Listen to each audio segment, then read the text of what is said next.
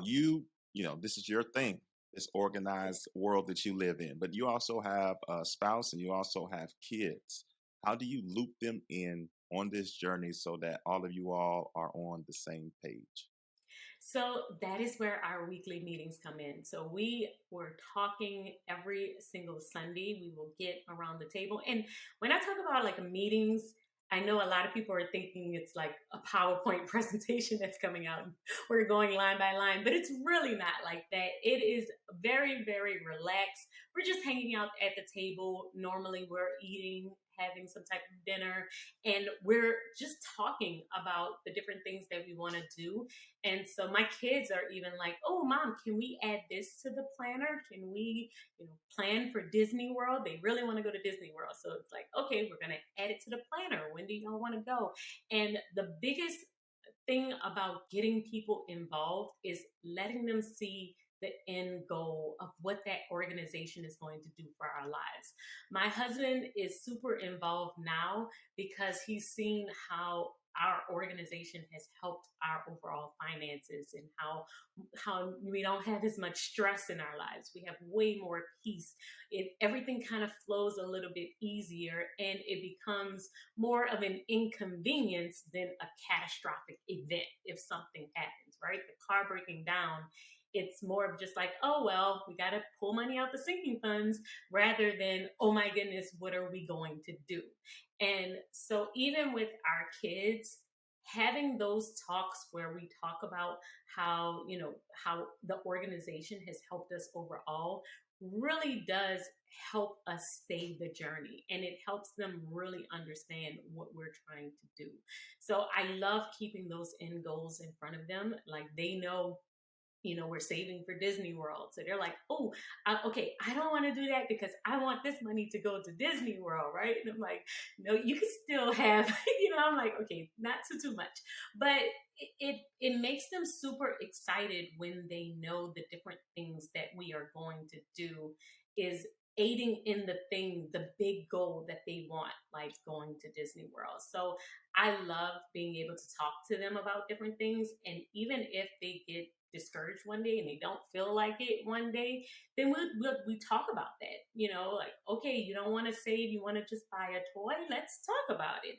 And having those open conversations about money around the dinner table makes it much easier, and it becomes less frightful for our children. They are way more open with just talking about money in general and talking about their wants and needs. You said earlier that you like to use the envelopes when it comes to sinking funds, and some people may be hearing that term for the first time. So, can you give them some ideas about different types of sinking funds that maybe you have, or some of the people that you have helped have, just to give them some ideas like what are some things that I can create these sinking funds for? And then how do you execute it? Is it every paycheck you all go to the bank and take whatever you budgeted, every 2 weeks or every month, and you slide it into that envelope and you write where you're at? Like, give people the process, because they about to go get them some envelopes, I'm sure, right now. Yeah. So, sinking funds, one of my favorite things to use when it comes down to budgeting physical money, cash money, because you are able to save for things that wouldn't normally be in your budget. So, you got to think about your monthly budget, think about the things that are normally coming out of your budget. Car maintenance is not going to be normally one of those things because you don't know when it's going to happen.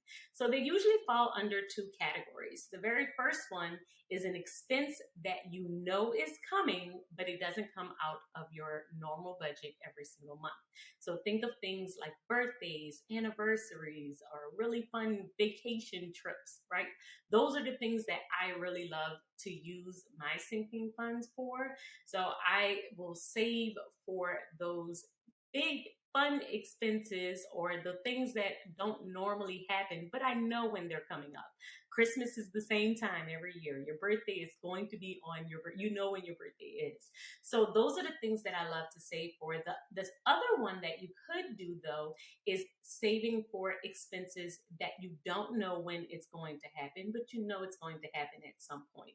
So car maintenance, home maintenance, usually I keep those within my savings account So I keep those, in my actual account, and I keep the other ones for cash.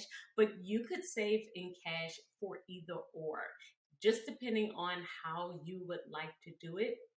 But if you're thinking about things that just could randomly happen, like I said, the kitchen flooded, that was a home maintenance project that happened that we weren't expecting. We weren't expecting that expense. But when it happened, you have to have the money set aside because it could blow your entire budget. And so having a little bit of money set aside does help you. I like to set aside it every single time I get paid. And the reason why I do it every time I get paid is because it creates a habit of thinking of that expense. So I will set aside money as soon as I get paid. I'm going to tithe, and then I'm going to set aside 10% for savings. I'm going to do 5% toward debt and 5% toward my sinking funds. It's just a general rule of thumb, the way that we do it. Your percentages may look different depending on your budget, depending on what you can afford. But if you do a little bit, even if you say, I'm going to set aside $25 every single time I get paid, and get into the habit of doing it, it makes it much easier to actually stick to it in the long run.